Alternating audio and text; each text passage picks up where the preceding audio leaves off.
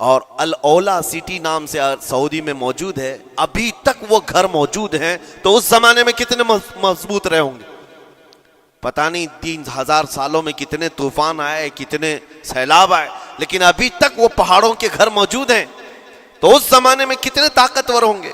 ان کا نشہ آسمان پر تھا، غرور چڑھ کر کے بول رہا تھا، کہتے تھے کہ اگر اس طرح کے عذابات آ بھی گئے تو ہمارا کچھ نقصان نہیں ہوگا۔ کون سا؟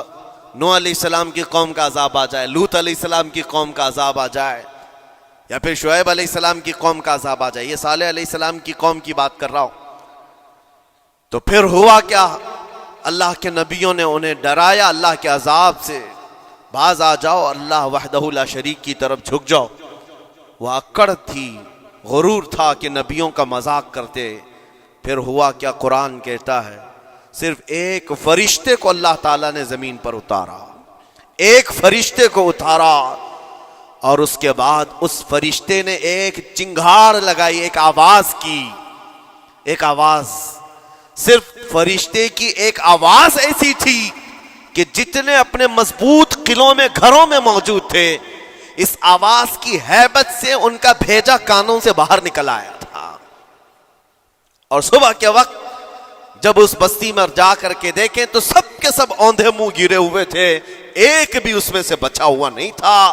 نہ نوح علیہ السلام کا طوفان آیا، نہ لوط علیہ السلام کی قوم پر برسنے والے پتھروں کا عذاب آیا، نہ ہی ہوائیں چلائی گئیں۔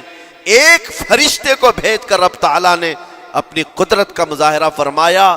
اللہ کے کروڑوں اربوں لا تعداد فرشتے ہیں، ایک فرشتے کی طاقت ایسی ہے کہ اگر وہ اپنی آواز نکالے تو تمہارے کانوں سے بھیجا باہر نکل آئے۔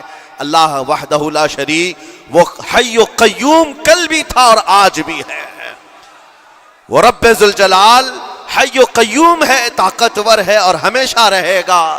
اور رب تبارک و تعالیٰ نے قرآن پاک میں فرمایا، آپ یہ آیت تقریباً 3 جگہ قرآن میں آئی، وَإِذْ نَجَّيْنَاكُمْ مِنْ آلِ فِرْعَوْنَ يَسُومُونَكُمْ سُوءَ الْعَذَابِ يُذَبِّحُونَ أَبْنَاءَكُمْ وَيَسْتَحْيُونَ نِسَاءَكُمْ وَفِي ذَلِكُمْ بَلَاءٌ مِّن رَبِّكُمْ عَظِيمٌ۔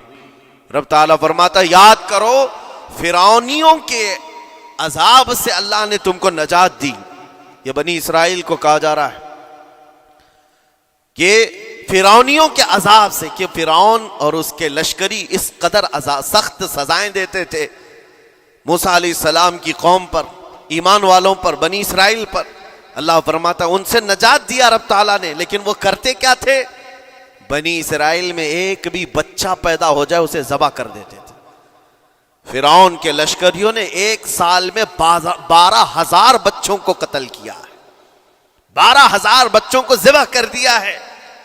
آج کے اسرائیلی اگر یہ بچوں پر ظلم کرتے ہیں تو یہ تعجب کی بات نہیں ہے، فرعون کی سرشت میں داخل تھا اور یہ فرعونی ہیں، وقت کے جبابرہ ہیں، وقت کے ظالم ہیں۔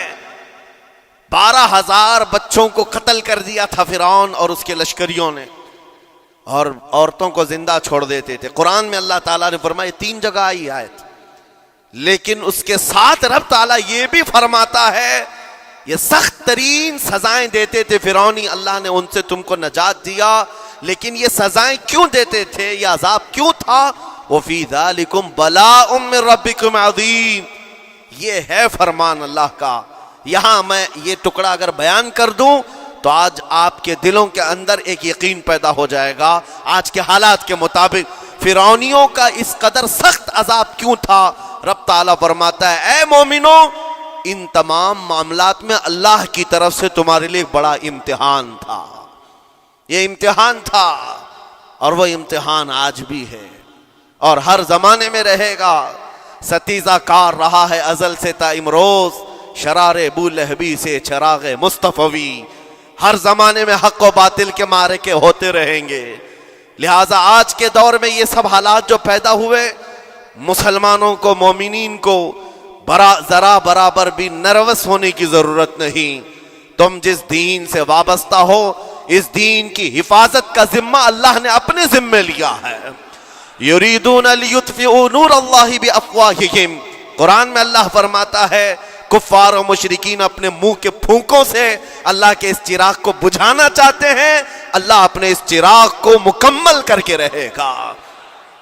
یہ اسلام نور الہی ہے، اللہ کا نور ہے، اور اس کو صبح قیامت تک رہنا ہے۔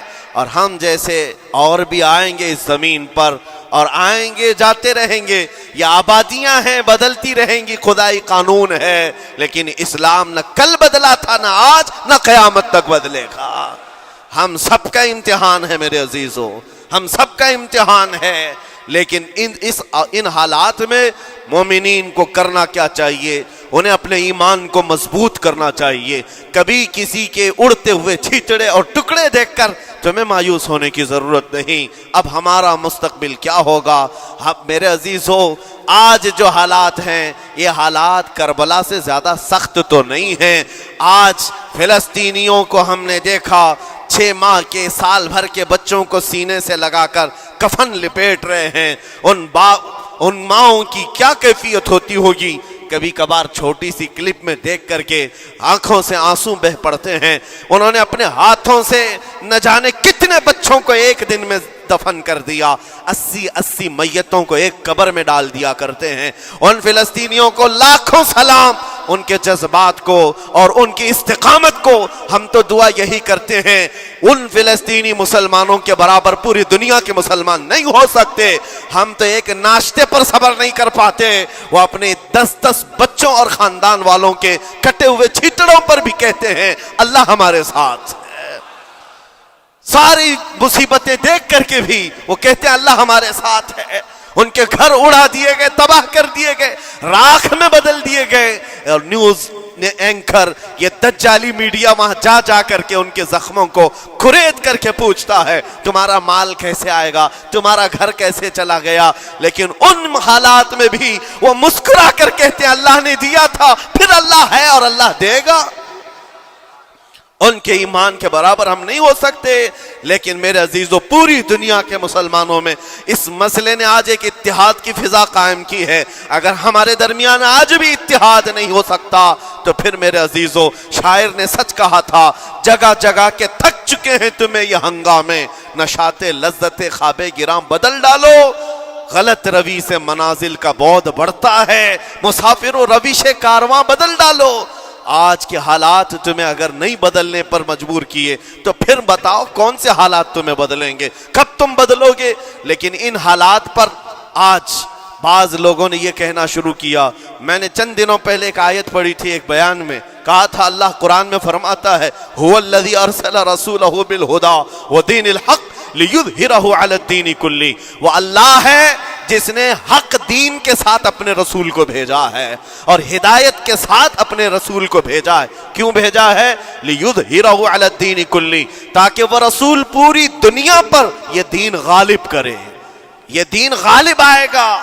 تو بعض مجھ سے کہنے لگے مولانا سٹیج پر بیٹھ کر چلاتے ہو، کئی کرسیوں پر بیٹھ کر کہتے ہو کہ تمہارا دین غالب آئے گا، تمہارا دین تو آج ٹکڑے ٹکڑے کیا جا رہا ہے، کوئی کچھ نہیں کر پاتا۔ ان ظالموں کو میں یہ کہتا ہوں، ان کو یہ میں کہتا ہوں، ان تمام حالات سے تم ہرگز یہ مت سمجھنا کہ دین غالب آئے گا۔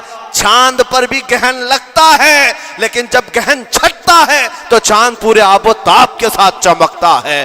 آج اگر امت مصطفیٰ پر گہن لگا ہے تو میں اپنے ان تمام نوجوانوں سے جو ابھی ان فوان شباب میں داخل ہوئے ہیں، ابھی یہ دنیا کو دیکھنے کے قابل بنے ہیں، میں ان سے کہتا ہوں ان آندھیوں سے، ان طوفانوں سے گھبرا کر کے نہ تمہیں دین بدلنے کی ضرورت ہے، نہ تمہیں اپنا مسلک و مذہب بدلنے کی ضرورت ہے، بلکہ میں یہ کہتا ہوں نہ گھبراؤ مسلمانوں، ابھی خدا کی شان باقی ہے، ابھی اسلام زندہ ہے، قرآن باقی ہے۔ یہ ظالم کافر کیا سمجھتے ہیں جو روز ہم سے الجھتے ہیں؟ ابھی کربلا کا آخری میدان باقی ہے، ابھی تو کربلا کا آخری میدان باقی ہے۔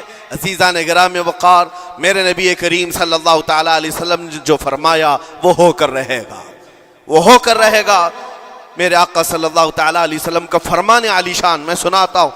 حضور فرماتے ہیں لا تزال عصابۃ من امتی یقاتلون علی ابواب دمشق وما حولها وعلى ابواب بیت المقدس لا يضرهم خذلان من خذلهم ظاهرين على الحق الى ان تقوم الساعة، او كما قال رسول اللہ صلی اللہ علیہ وسلم. میرے آقا